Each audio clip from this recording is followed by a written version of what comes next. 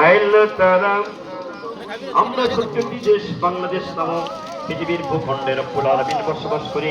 এদেশের পরে আপনার খাস রহমত নাজিল করুন। এদেশের আভ্যন্তরীণ শত্রু এবং বৈদেশিক শত্রু থেকে রব্বুল আলামিন দেশের সর্বোচ্চকে আল্লাহ রক্ষা করুন।